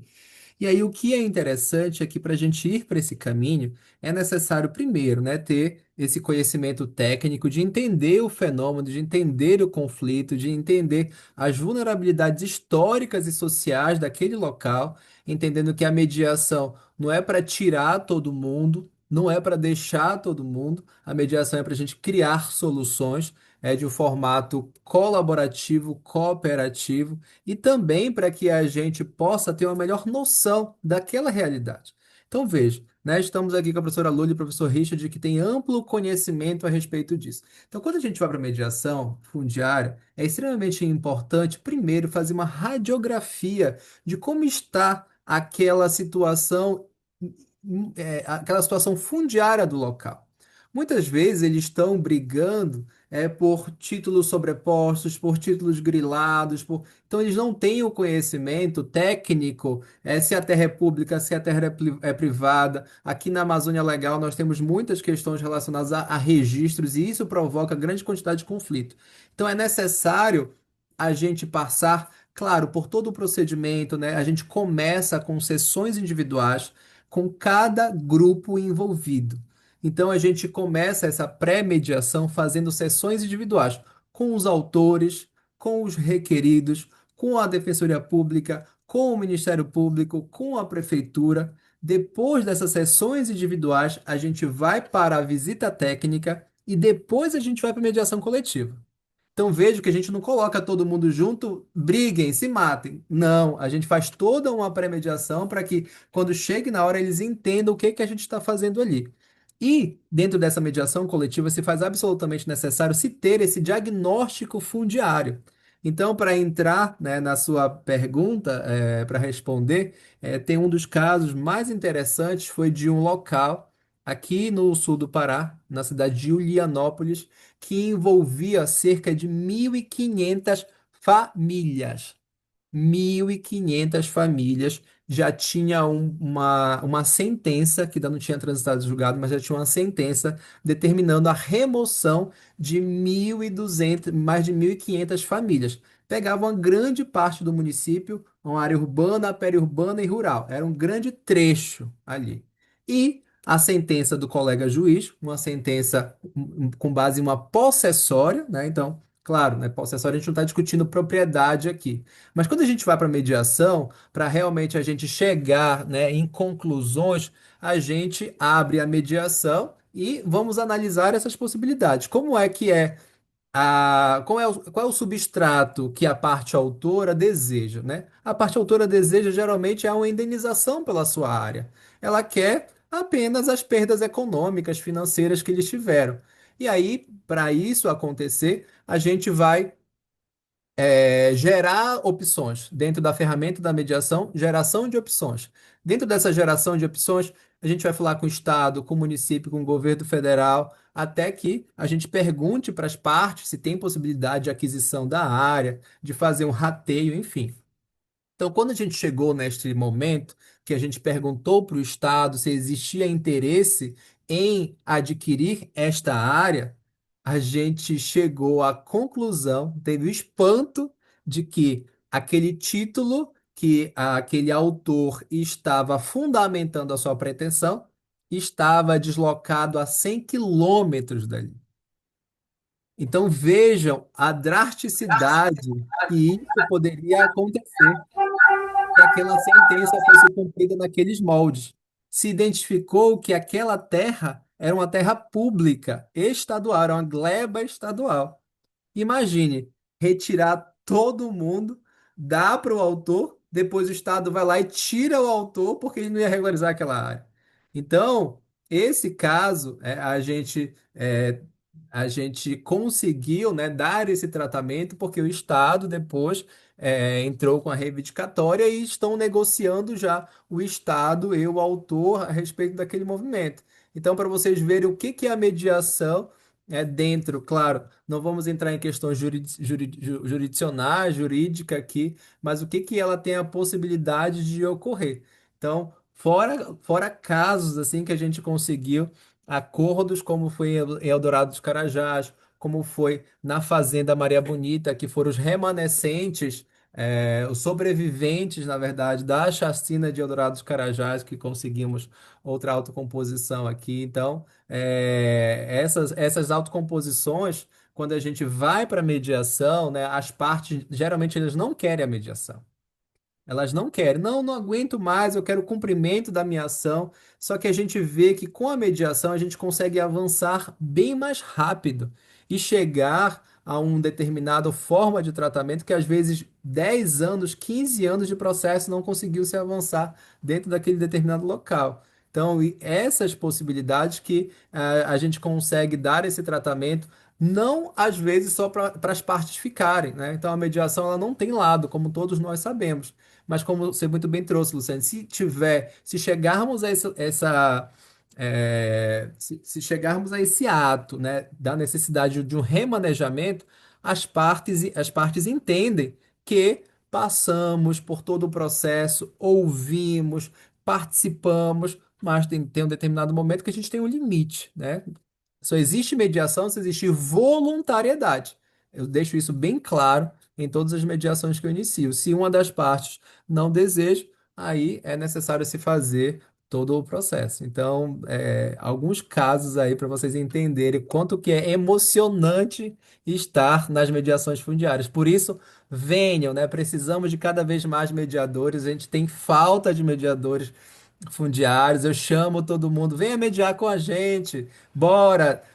Todo mundo corre porque tem medo, né? Então precisamos de cada vez mais de profissionais que encarem esse desafio, porque realmente é desafiador, mas é muito recompensador também. É gratificante, né, doutor? E quais são as vantagens da mediação coletiva em comparação com uma solução exclusivamente judicial para os conflitos de terra? Se é que existe outra além dessa que o senhor acabou de mencionar, né? Que é essa vantagem, né, de uma aceitação maior, né? Uhum. Existem outras, existiriam outras Sim. vantagens? Além dessa aceitação, a mediação ela deixa a gente com uma flexibilidade muito maior. Então, a professora Lully falou a respeito disso, né? Às vezes, a maioria das vezes, as demandas possessórias, elas não estão os entes públicos. Geralmente é um particular contra uma coletividade, contra ocupante. A gente não utiliza o termo invasor, a gente utiliza o termo ocupante exatamente para criar muito mais rapport. Então, quando a gente vai para o processo civil clássico tradicional, só quem pode falar no processo é o autor da ação e os requeridos. Esse é o processo civil tradicional. No entanto, se a gente quer dar um caráter de estruturalidade e de realmente tratamento adequado no conflito, aquelas partes envolvidas, elas não têm possibilidade, muitas das vezes, de poder realizar uma autocomposição. Então, a mediação ela tem essa flexibilidade de a gente chamar os stakeholders, os apoiadores do processo de mediação. Então, a gente pode chamar o município, a gente pode chamar a Caixa Econômica Federal, a gente pode chamar o Ministério das Cidades, a gente pode chamar o INCRA, a gente pode chamar o ITERPA, tudo dentro dessa perspectiva de apoiadores da mediação, de apoiadores para a resolução do conflito. Então, isso é um formato também que possibilita a gente tratar da flexibilidade. É o primeiro ponto, em relação aos entes envolvidos, né? Toda pessoa que queira contribuir para o tratamento daquela mediação, a gente pode colocar na mediação, né? Dois, quanto à produção de uma assistência técnica para a resolução do conflito. Então, quando a gente vai para um processo judicial, esse caso que eu contei agora há pouco para vocês, teria que ter perito, teria que ter georreferenciamento, teria que ter topógrafo. Dentro da mediação, a gente trabalha numa lógica do consenso. Qual é a lógica do consenso? Olha, para a gente resolver esse conflito, se faz necessário a gente fazer um estudo fundiário. Parte autora, você concorda? Concordo. Parte requerida, você concorda? Concordo. Ministério Público, você concorda? Concordo. Então a gente trabalha não de produção de prova, a gente não fala de produção de prova, a gente fala de uma assistência técnica à mediação.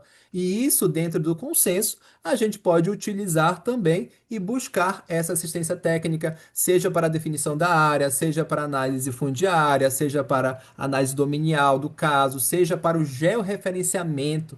Isso é muito importante, né? Para ter a geolocalização do título. Às vezes eles estão brigando por uma área que não é deles. Às vezes a gente coloca, a gente desenha. Por isso que é muito importante também, que é o terceiro ponto que eu quero ressaltar, é que a gente não consegue resolver a mediação fundiária somente com as ferramentas jurídicas. Não conseguimos. A gente tem que ter muito claro isso, que nós, falo nós porque não sei qual é a formação de vocês, mas nós, enquanto profissionais jurídicos, a gente tem que descer do nosso pedestal e dizer: nós precisamos das outras ciências para poder fazer essa radiografia para a gente.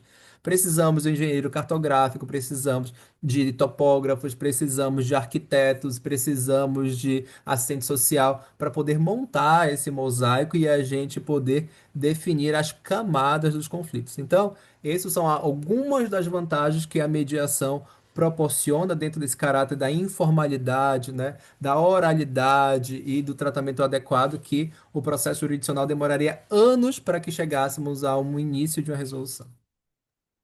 A celeridade, né, também. Eu não É, sei como é que ainda tem gente que não gosta de mediação. eu São também faço a tantas mesma pergunta. vantagens, Em que né? mundo está? É, Onde vivem? Quem são? são tantas vantagens e acho que as pessoas saem de uma sessão de mediação tão mais leves, né? Sem aquele peso, né, de carregar aquele conflito e chegar lá no final receber uma sentença, né, onde só uma parte vai ganhar. Então, assim, são muitas, Uhum. muitas vantagens. E É, geralmente, só para dar o último testemunho aqui, geralmente as partes, elas chegam nas sessões individuais muito insatisfeitas. Então, eu mesmo já passei por uma situação que o advogado me esculhambou. E esculhambou assim, bonito, sabe? Reclamando, o processo demorou décadas, agora vem para mediação, como é que vocês são capazes de fazer? E a gente escuta, né? A técnica do balão vazio. Ele vai esvaziando, deixa falar, fala, que a nossa intenção é outra, né? Nós temos que ser inteligentes para isso. Fala. Quando ele esvaziou, aí a gente entra.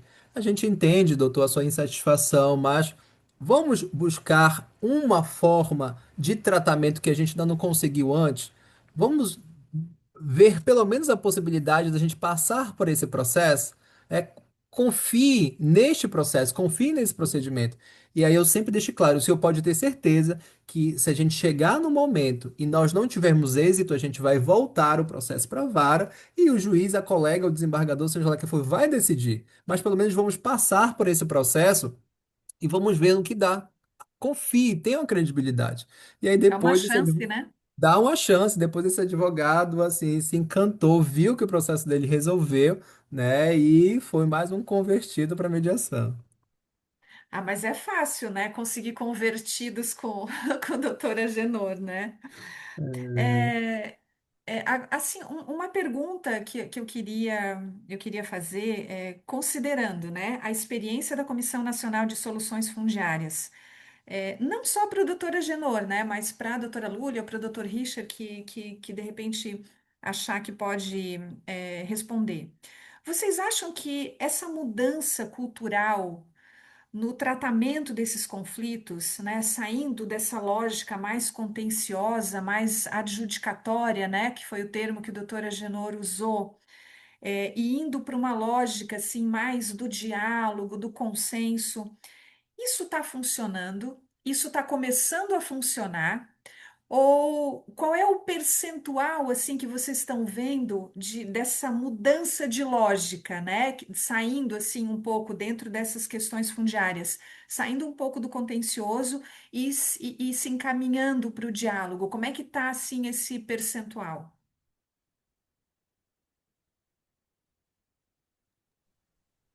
Fica à Posso, vontade, doutor Richard. Se eu falar, eu vou estar falando da minha própria casa e ouvir o senhor aí sobre sua perspectiva. tá Doutor bem, Richard, vou colocar minha perspectiva aqui do outro lado, né, no ambiente do trabalho aqui, né, junto às instituições públicas ou até o setor privado. Eu tenho, primeiro, uma percepção clara, não é, de que o judiciário finalmente aí de poucos anos para cá, né, decidiu enfrentar esses problemas da forma mais adequada possível. Quero que fazer uma imersão né, no que é de fato o fundiário brasileiro, entendendo a sua complexidade, né, e a complexidade do que é um território, né, para poder tomar as decisões, né? Essa resolução lá do CNJ, né, do ministro Barroso, eu acho que indica muito isso. Mas nós temos um problema que precisa ser observado no próprio judiciário, né? E esse problema nós constatamos não só no Brasil, isso não é é um privilégio nosso nessa pesquisa recente que eu coordenei aí junto ao escritório da FAO ali no Chile, que é a Agência das Nações Unidas. Nós fomos para 7 países e nos 7 países ficou caracterizado a partir das nossas entrevistas, né, e diálogo com diversos atores institucionais, de governo, sociedade civil, que, primeiro, os conflitos são comuns, né, em diversos países. A disputa pela posse da terra não é uma realidade ainda nas grandes fronteiras agrícolas no mundo. Não é? Nós precisamos ter essa consciência. Quer dizer, nós estamos tratando de um ativo que ele está em disputa permanente no mundo e ele é finito, que é a terra. E agora, mais do que a terra, né, as suas riquezas, a sua diversidade, né, no caso da Amazônia, né, o chamado ouro verde aí, toda a disputa, né, por projetos de carbono e outros tipos de projeto, né, e todas as riquezas da Amazônia. Então, esse é um ambiente que está em disputa permanente, especialmente nos países em desenvolvimento, né, e o Brasil aqui é uma fronteira agrícola ainda por conta do preço da terra, né, a parte da Argentina aqui na América do Sul ainda, né? Parte da Colômbia agora, né? Com um processo lá de estabilização fundiária um pouco maior, e a África, né? Passando por problemas agora. Nós estamos lá com um projeto em Angola para estabilizar a situação fundiária, mudar um regramento normativo em Angola para ter mais segurança jurídica, e esses conflitos são comuns por conta dessa disputa por esse ativo, né? Qual é o problema que se fixou como unânime nessa pesquisa? É que os atores que julgam não conhecem com profundidade o problema, não é? Então, por mais que tenhamos no Brasil um comando constitucional lá no artigo 126 que orienta nos tribunais de justiça a criarem as varas agrárias, né? Nós temos pouquíssimas varas agrárias no Brasil e promotorias agrárias, né, para o tamanho e dimensão territorial do nosso país. E um país que segue agroexportador, não é, em que o principal ativo e o principal pilar do nosso PIB é terra, é oriundo da terra, né? E ainda com uma série de debilidades fundiárias em diversas regiões, né? Então, nós temos um território vasto, nós temos ainda disputas pela terra. Essas disputas, elas necessariamente vão cair no colo de algum magistrado, e boa parte do judiciário ainda não criou, né, suas varas agrárias, o Ministério Público, suas promotorias agrárias. E o estado do Pará é uma exceção, porque me parece que no Pará tem 3 varas agrárias ali, o Mato Grosso tem uma vara agrária, o Piauí eu tive lá Aqui junto são durante um 5. bom. Já são 5. Na minha época, tempos atrás, eram 3, já são 5. Ainda tem o fenômeno do provimento 13 aí no Pará, né, do cancelamento e bloqueio de matrículas, tem uma série de problemas. Eu tive a satisfação lá atrás de apoiar o doutor Eliomar, juiz da Vara Agrária lá do estado do Piauí, não é? E teve que depois, por conta da sua atividade, andar com carro blindado, enfim, com segurança por ameaças de morte por conta da atuação dele no combate à grilagem de terras, porque tinha uma atuação semelhante ao doutor Agenor aqui, quer dizer, ele não ficava no gabinete, né? Ele ia para a linha de frente, ele ia para o combate, ele enfrentava os problemas, e ele tomou uma decisão lá nas ações possessórias e de conflitos, que foi não mergulhar no mero formalismo, né, da disputa judicial ali e dos processos. Em ações possessórias, por exemplo, ele entrou na discussão sobre o direito de propriedade de quem efetivamente estava litigando, né? Por quê? Porque ele começou a observar que havia alguns oportunistas ingressando com ações e litigando, né, no judiciário, né, tentando entrar com a narrativa da disputa possessória, mas, né, quando ele mergulhou na análise sobre a dominialidade, os direitos efetivos de propriedade ali, ele conseguiu observar, né, a fragilidade de um dos lados dessa litigância, né? Por que que eu estou dizendo isso? Porque, né, em vários casos, no Mato Grosso, por exemplo, a vara agrária e outras varas aí, numa ação dessas, estaria julgando só a ação possessória, a discussão de posse ali, sem ver a questão da dominialidade e o direito de fato, quem tem o direito de propriedade. Que no caso de direitos coletivos ainda é mais complexo, né? E aí o doutor Agenor trouxe aqui, assim, quase que não vou dizer receita aqui, porque é uma coisa um pouco chula até para essa situação, mas é, um procedimento, né, que é adequado e deveria ser adequado a qualquer processo de mediação a partir da atuação do magistrado, né?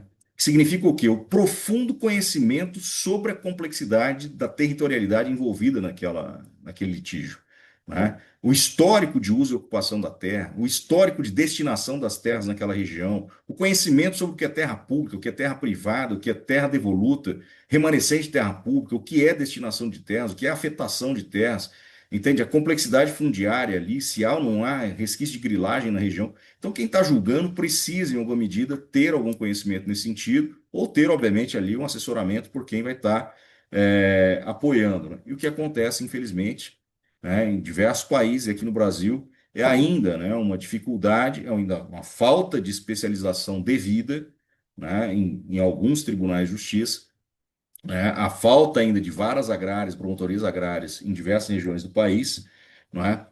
E não só a vara agrária, mas juízes agrários, né, promotores agrários, que conheçam a matéria. Porque eu já vi também situações em que, em varas agrárias, em alguns tribunais, né, o magistrado não, ele estava na vara agrária, mas não dominava com profundidade a situação, não dominava com profundidade as questões fundiárias brasileiras. Nós temos mais de 80 dispositivos aqui, legais e infralegais, que tratam das questões fundiárias.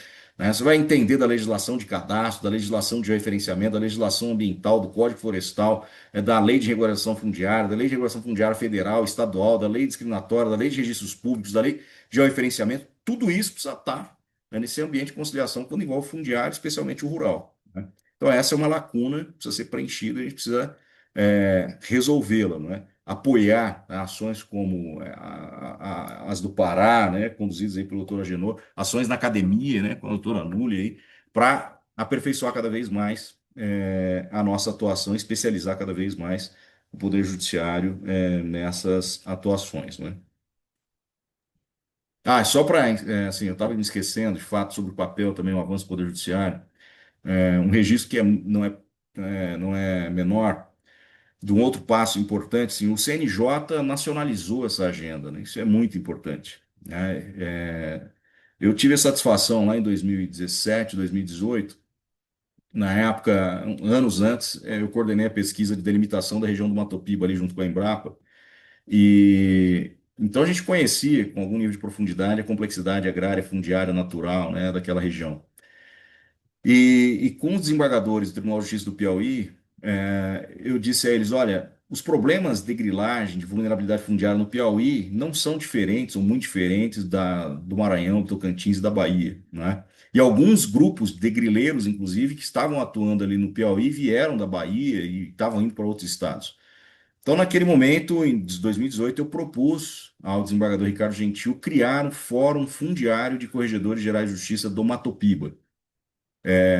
E ele disse: olha, né, uma boa iniciativa, seria importante a gente convencer, né, os demais desembargadores. Né? Eu fui com ele para um encontro que foi na Paraíba, apresentar a proposta para os outros três desembargadores, quatro, porque na Bahia são duas corregedorias, e foi acolhida a proposta. Né? Então, o Judiciário regionalmente incorporou, né, institucionalmente, uma área especializada pro fundiário. Né? Foi o Fórum Fundiário do Mato Piba, e depois, isso foi 2018 e 2021, junto com o desembargador Caetano Levi, do Tribunal de Justiça de Minas, né, e o desembargador presidente do Tribunal do Maranhão, a gente propôs nacionalizar esse fórum, que hoje é um fórum nacional fundiário de corregedores gerais de justiça, para tratar tematicamente do tema, né? Que também é um passo importante. E o CNJ, né, também foi incorporando, nacionalizando essa agenda. Criou lá a Semana Solo Seguro, Semana de Regulação Fundiária, né, avançando e apoiando ações de regulação fundiária, novos provimentos,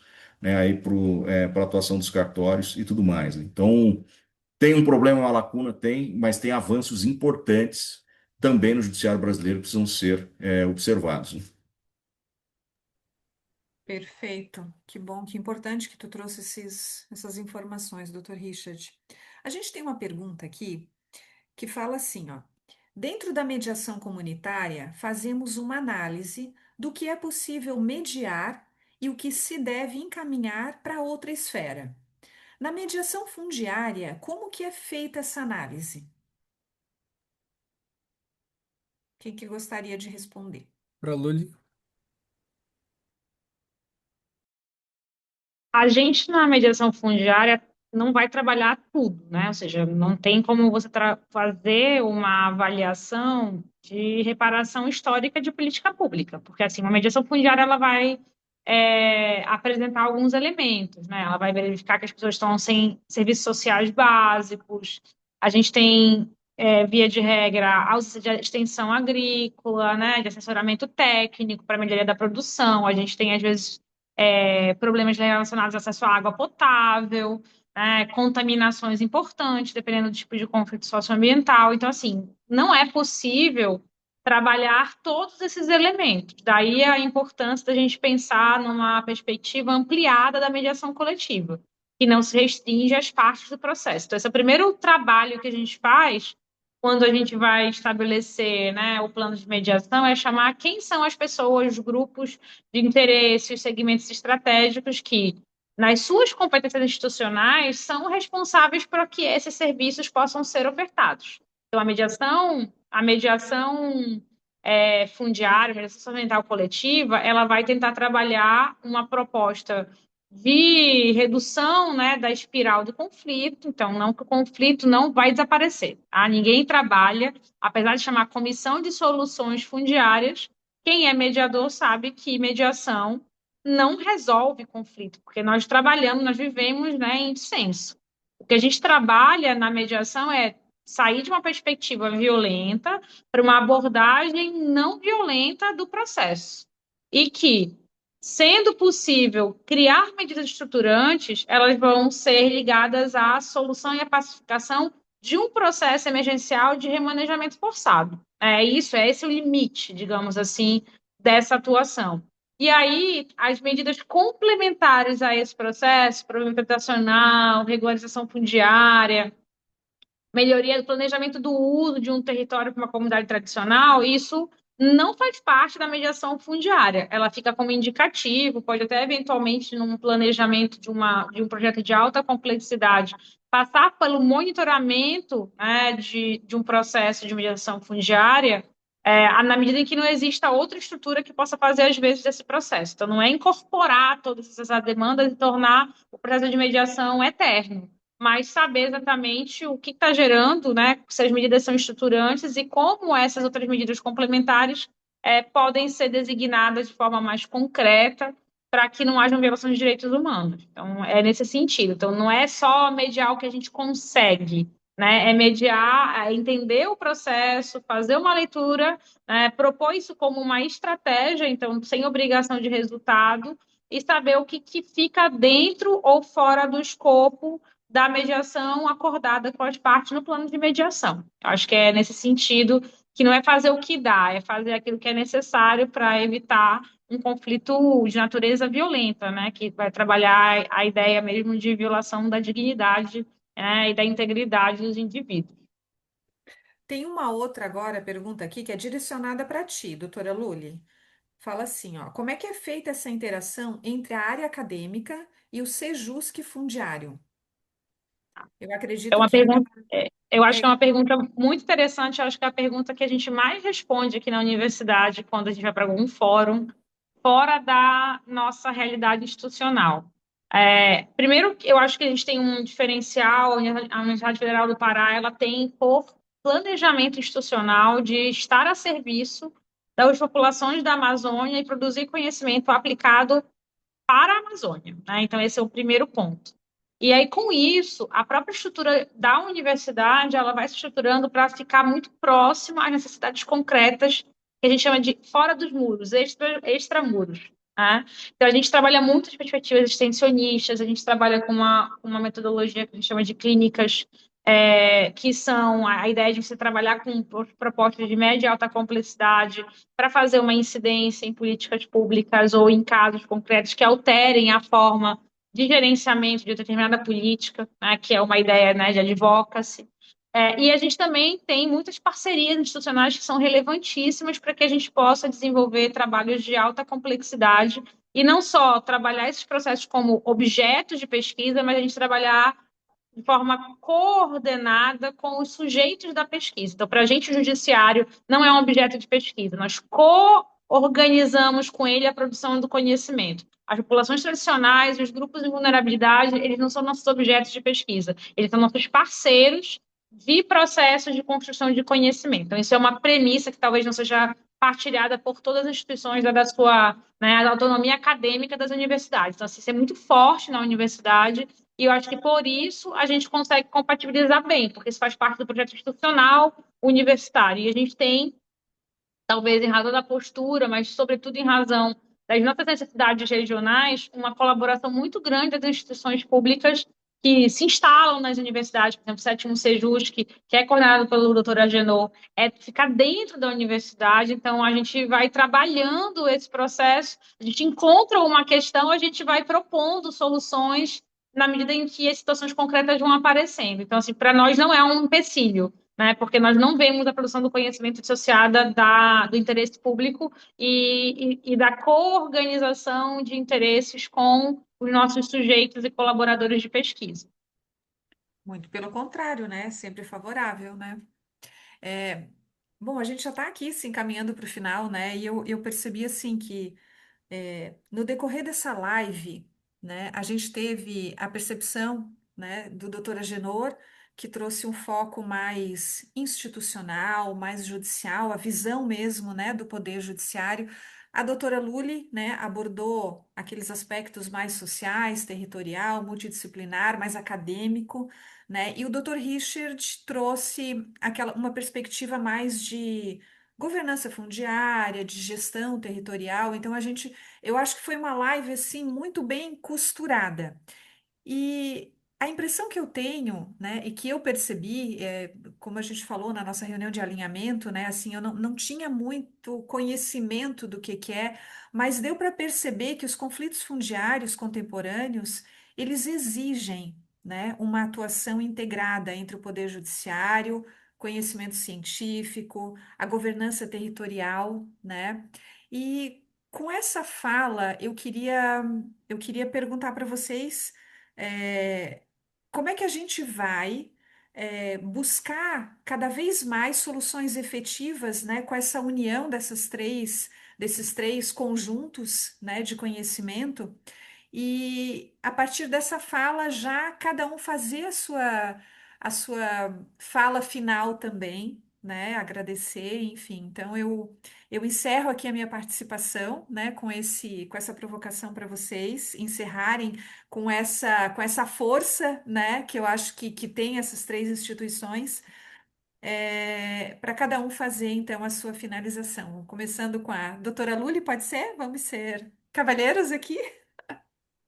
Obrigada pela deferência. Eu acho que a mediação coletiva de conflitos socioambientais, seja ela na Amazônia ou fora da Amazônia, é um processo em construção no Brasil, né? Se é possível dizer que a gente termina de construir um processo de mediação. Mas eu acho que a gente já teve ganhos, a gente teve ganhos relacionados à criação, né, assim, uma materialização de que isso é uma política permanente, então isso vai fazer no médio e longo prazo que a população, né, ou seja, as instituições, elas se adequem a esse novo processo, e aí quando eu falo adequação, não é que elas estejam em desconformidade, mas que elas se trabalhem para poder ter esse espírito mais colaborativo, e a gente vai, com isso, na tentativa e erro, construindo nossos próprios modelos e co-construindo isso com esses atores que são igualmente relevantes para que o judiciário ou os mediadores particulares possam desenvolver essas atividades dentro de uma política de construção de uma sociedade mais pacífica, né? O que não significa ausência de conflito, mas que a gente possa resolver questões estruturais dentro de uma lógica menos violadora de direitos, que historicamente foi o nosso processo de resolver os conflitos de terra. Então, eu penso que, nesse sentido, a gente, no pouco tempo que essa política tem se desenvolvido institucionalmente, a gente tem ganhado corpo e isso tem sido bastante valorizado, ainda, né, em consolidação, mas que apresenta um prognóstico positivo. Perfeito. Doutor Richard, suas considerações finais.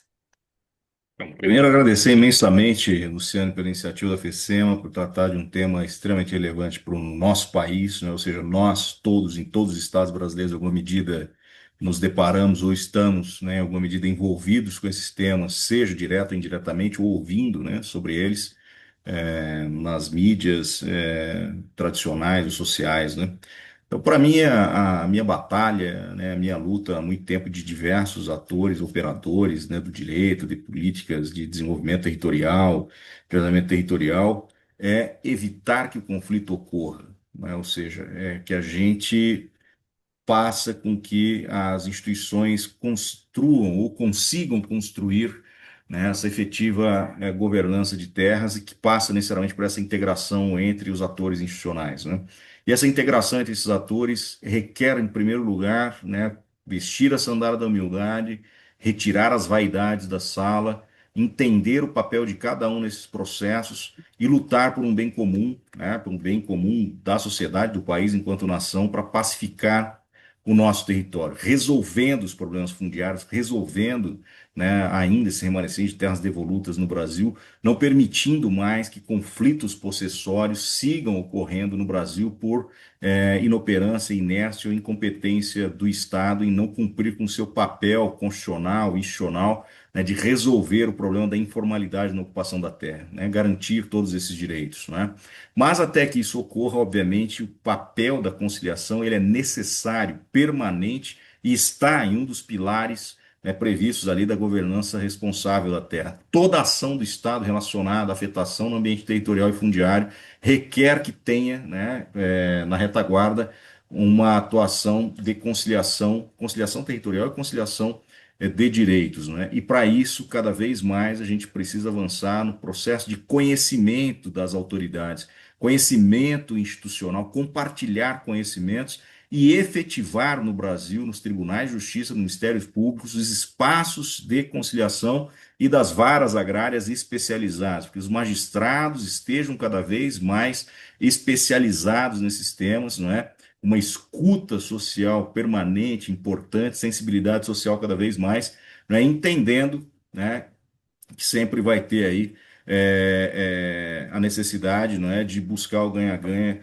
mas com base, né, no conhecimento sobre essa complexidade territorial que nós temos aqui no Brasil, convencendo as autoridades sobre o que é, de fato, a origem de um problema e de um conflito fundiário no país, né? Qual é a sua complexidade? Que a partir do momento que todos conseguem se convencer disso, né, do que é a governança efetiva da terra, a gente vai ter mais atenção para esse necessário avanço dos ambientes conciliatórios, da necessidade desses ambientes conciliatórios aqui no Brasil. Sempre, né? A partir do conhecimento a gente busca as soluções, né? Doutora Genor, suas considerações finais. Bem, minhas considerações finais eu quero direcionar aos nossos mediadores e mediadoras, que eu acho o nosso público específico, é que se engajem, busquem estudar, se aprofundar, venham conhecer um pouco mais. Eu acho que a nossa fala, dos dois professores aqui, minha, foi nesse sentido. É um fenômeno extremamente complexo, mas recompensador, e a gente precisa de bons profissionais nas áreas. Os juízes e as juízes estão ocupando esse local, mas eu defendo cada vez mais que para estar nesse local de ser mediador, mediadora precisa de uma formação. Alguns colegas estão nas comissões, mas não têm uma formação como mediador, porque deve ser ocupado por um mediador ou mediadora, né? Às vezes eles não gostam muito, mas é o que eu sempre falo sobre essa necessidade de capacitação e de atuação. Porque eu acho que é uníssono aqui, não é o judiciário que vai resolver. O juiz está lá, mas a sua função dele é como mediador. Mas poderia estar outro mediador. Eu e a professora Lully, a gente vai na outra semana, início de julho, para uma mediação em Serra Pelada. Não sei se vocês já ouviram falar. Aqui no estado do Pará, onde houve, né, um dos maiores garimpos a céu aberto, se não o maior da América Latina. Então a gente vai para lá e vai eu como mediador, a professora Lully, mais dois mediadores que eu nomeei para a gente atuar de forma conjunta. para vocês verem, terem a noção do quanto que é complexo. A gente não é recomendável a gente atuar solitariamente. É recomendado ter essa equipe de mediadores, cada um com sua visão, para a gente ter esse tratamento mais adequado do conflito. Então, é um convite, é uma súplica. Nós já estamos cansados, precisamos de mais mão de obras. É o que eu sempre falo aqui no nosso tribunal. A Alda Lúcia está aqui, que eu vi que é mediadora do tribunal. Quem mais que está aqui? Eu vi a Amélia, que é a nossa mediadora também, né? Porque não é uma mediação, não é como a gente faz, né? Sou mediador, então a gente vai para um direito de família, faz aquela mediação de divórcio, a gente consegue, cada um vai embora. Não. Dentro desse caso, existem várias mediações dentro das mediações. Então, às vezes, a gente vai para mediação coletiva, vai para duas, vai para três, vai para quatro e trabalhando, né? Estamos avançando. Então, é necessário essa mão de obra, venham, se engajem, né? Se encantem por esse mundo que precisamos de bastante de bons profissionais com outros olhares também. E para a parte acadêmica também, que eu costumo falar, também observe esse fenômeno, né? Tenham olhos para ver o que está acontecendo, essa revolução que tem acontecido, as técnicas que estão sendo utilizadas. Será que são aplicadas de forma corretamente, como eu trouxe a indagação do início? Será que esse modelo de Harvard aplicado aqui é o mais correto? Será que a gente tem que usar outros princípios da mediação comunitária, como veio a colega perguntando aqui? Então, é algo que está em construção, né? É algo que não existe um manual, como existe o manual de mediação, mas a gente precisa dessa atualização. Seja com o manual de mediação, seja a própria resolução 125, né, que todos nós conhecemos, não tem nada dizendo a respeito dos processos coletivos. E a mediação fundiária, classicamente, é um processo coletivo. Eu falo isso porque o meu doutorado é em processo coletivo, eu estudo o processo civil sobre o âmbito do processo coletivo, e é algo que a gente precisa ainda avançar cada vez mais, e temos um grande papel e responsabilidade para isso. É tanto os mediadores que estão aqui, quanto as duas instituições convidadas, né? A FECEMA e os mediadores do Brasil. Então, olhem sempre para a gente, com bons carinhos, bons olhos, e a gente conta com a participação sempre de vocês.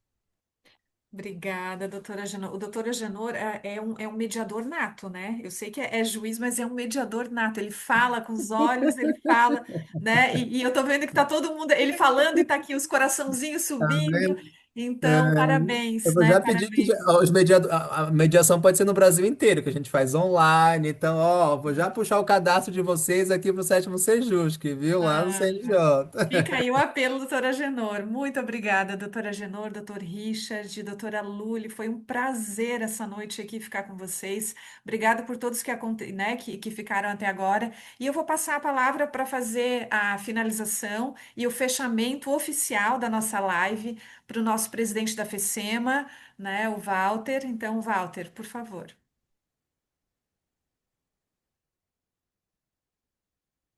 Tais com teu microfone. Agora sim, tudo bem.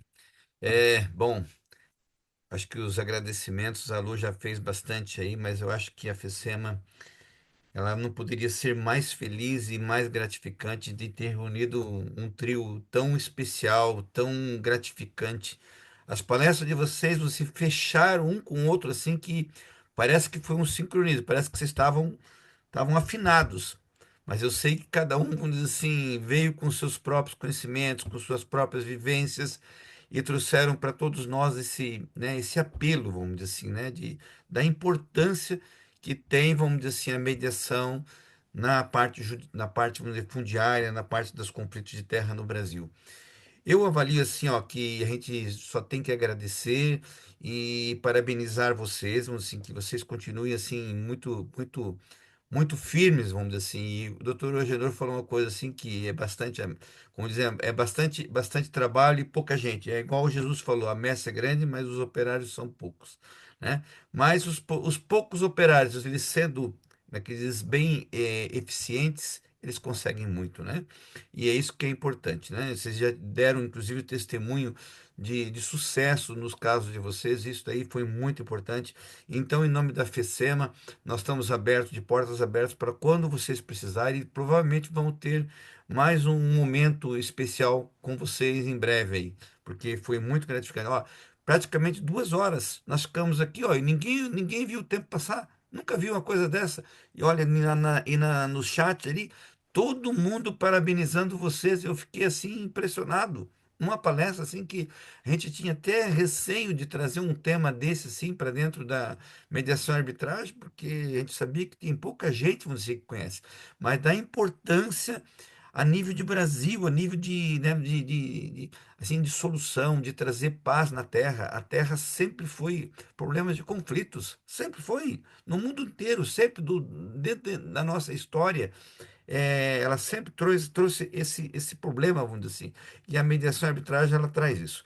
Então, agora a gente gostaríamos de, além de agradecer aos palestrantes, né, é, de aceitar o convite de dividir conosco seu extenso conhecimento, né, que eles dividiram conosco. Esse evento da FECEMA foi especialmente programado para trazer novos conhecimentos, visando que você, que participa sempre conosco, possa continuar se aprimorando. Não perca os novos eventos, estejam sempre inscritos. O vídeo dessa palestra ficará disponível no canal do YouTube da FECEMA, youtube.com/FECEMA Tube.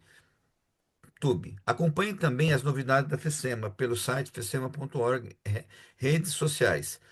E também não se esqueçam vamos dizer assim, também de virem participar da FECEMA, se afiliarem à FECEMA. Vamos tornar a FECEMA um órgão importante para o Brasil. Nós somos a nível nacional, fortalecer a FECEMA é muito importante. Olha para você ver como foi importante uma palestra dessa. E se nós tivermos mais gente, nós somos mais fortes.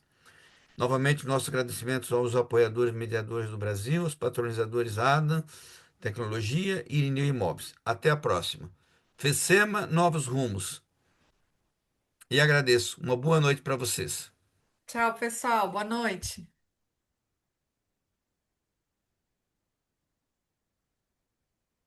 Até logo.